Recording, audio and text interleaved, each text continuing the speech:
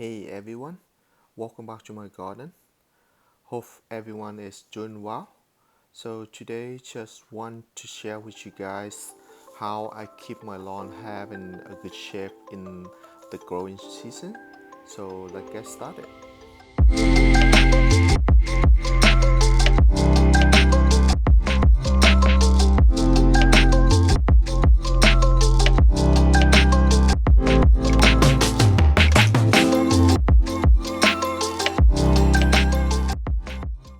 In order to have a good lawn every year, I need to take care it properly.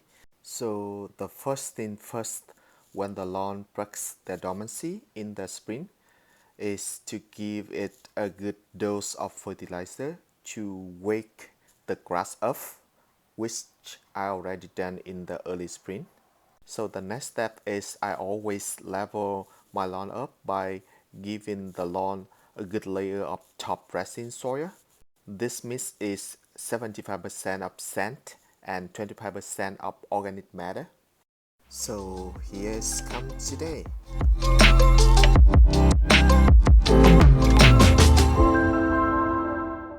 This is 1 cubic yard of soil for my front and my back lawn. That's enough for my lawn because I just have a small grass. So this is quite decent amount for me to work on every year. The mix has to be specific for the lawn because the majority of this mix is river sand and just a small amount of compost. The compost will add the nutrient back to the lawn, and the lawn will use it for the new season, but it will be decayed by the time. So you need the sand to fill in and level up all the bumpy spots of your lawn after the harsh winter, and it makes your lawn flat and smooth. So just want to emphasize you need to use a mix with the majority of sand. Before working on the lawn, first thing first, you need to mow the lawn short and clean it up all the debris to make it easier to work on later.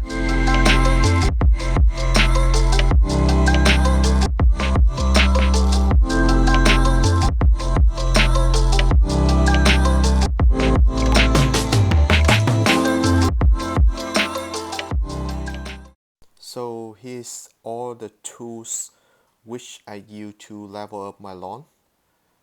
The first one is aerator. If you have a big lawn, you can rent the aerator machine from Home Depot or any depot. But I just have a small one, so I will use the manual aerator like this one and poke to the lawn something like this, and the course will come up from here and you create a small hose in your lawn. Otherwise, you can use the garden fork just like this one and poking around like this into your lawn to lose your compacted soil and get the air comes to the grass root. The next tool I use is the leveler to help distributing the soil out evenly over the yard. So this one I just built it by myself, very economic option. I just simply bought some 2x2 and built it up like this. The next tool I use is the broom. I just use this one to brush the top dressing soil into the foliage of the grass. And I also use the rake to help spreading the soil out evenly as well. And last but not least is the wheelbarrow and shovel for transporting the soil from the front to the back and over the yard. So there you go. This is it for all the tools I use to level up my lawn.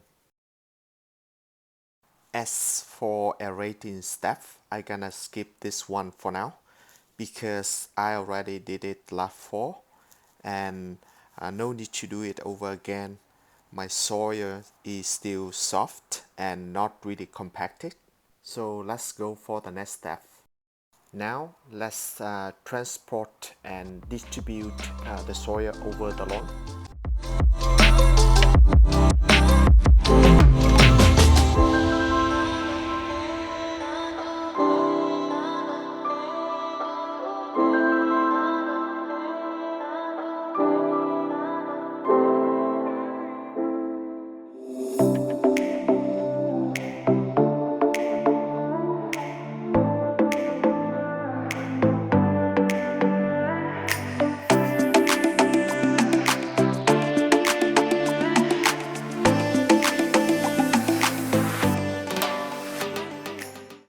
So the next step, you're gonna use the rake to spread the soil out evenly. And after that, you can use the leveler to level the soil. But let's use the rake to rake the soil into the lawn foliage first.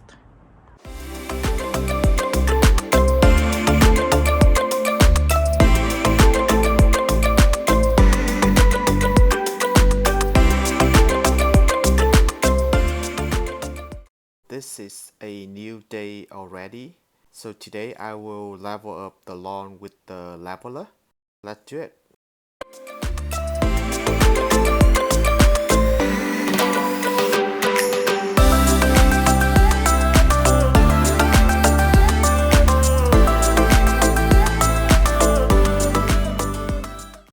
Just want to show you guys I have couple lower spots like this area, which I need to add more soil in this spot to level up at the same elevation with the other area.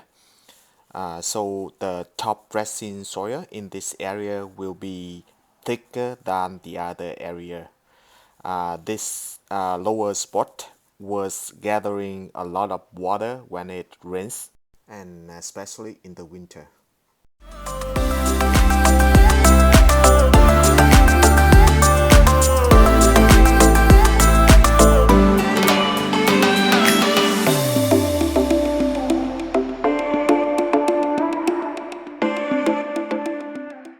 One thing just want to remind you guys when leveling up that the soil or the sand has to be dry out, so it is easier to spread it out evenly.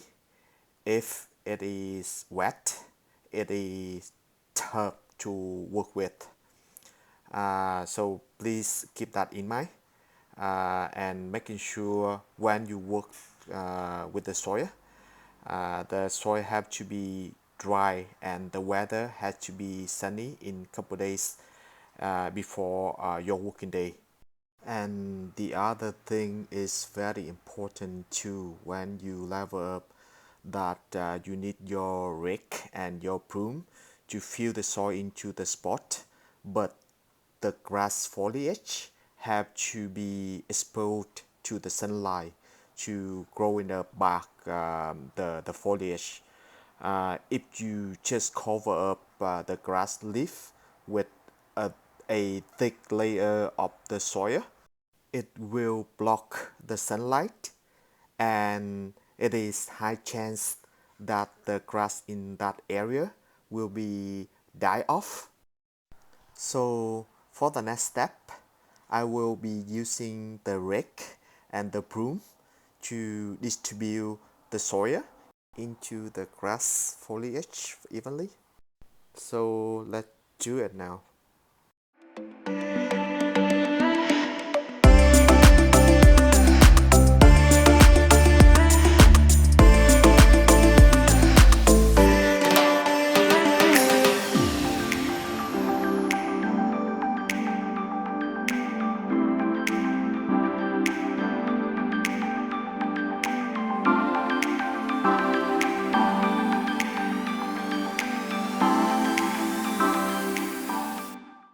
So this is what it looks like after you give the lawn a good layer of top dressing soil and distribute the soil evenly over the yard.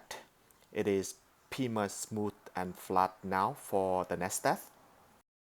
You can see we have a lot of bare spots right now, but it is okay as long as you just let the tip of the grass foliage exposed to the sunlight, then it will be surely growing back for you.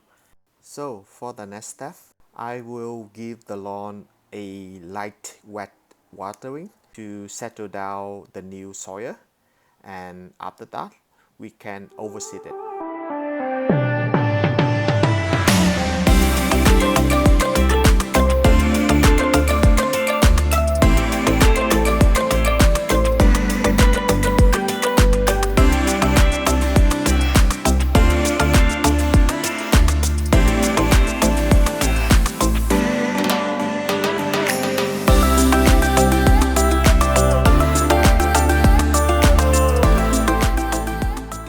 For the low spot area just like this one, I'm gonna go a little bit heavier regarding the overseed.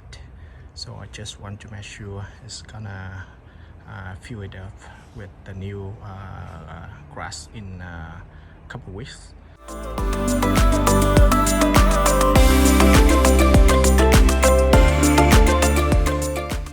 So I'm done with the overseeding. The whole lawn now is covered with the new seed. In order to get the germination, you need your seed contact with the soil, and I'm gonna use the rake to get the seed into the soil, and after that just water and water to keep the soil moist. So just want to repeat, we have two more important things right here to get the germination. First, the seed have to be contact with the soil, and second, you have to provide the soil has enough the moisture to get the seed germinating. Kentucky bluegrass may germinate slower around week 2 or week 3. The perennial ryegrass will be germinating quickly, so hopefully I will see some germination in a week or 10 days.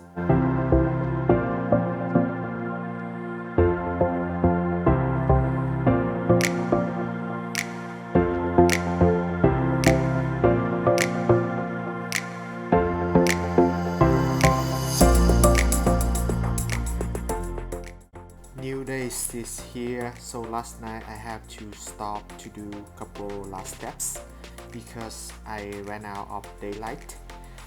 So I will be doing some final steps today.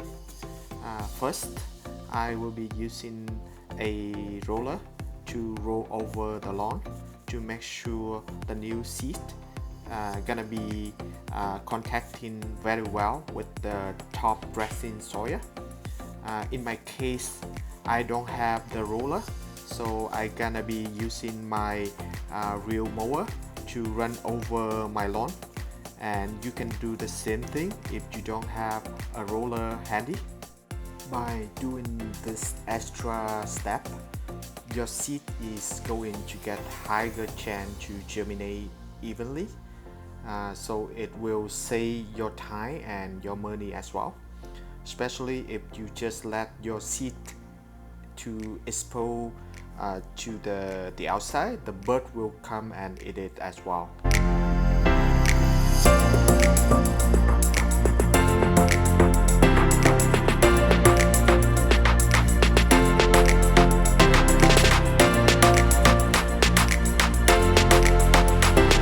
So the last step is just to give your lawn a good watering, and from now on you want to keep your lawn always to be moist to create an ideal environment for the seed germinating.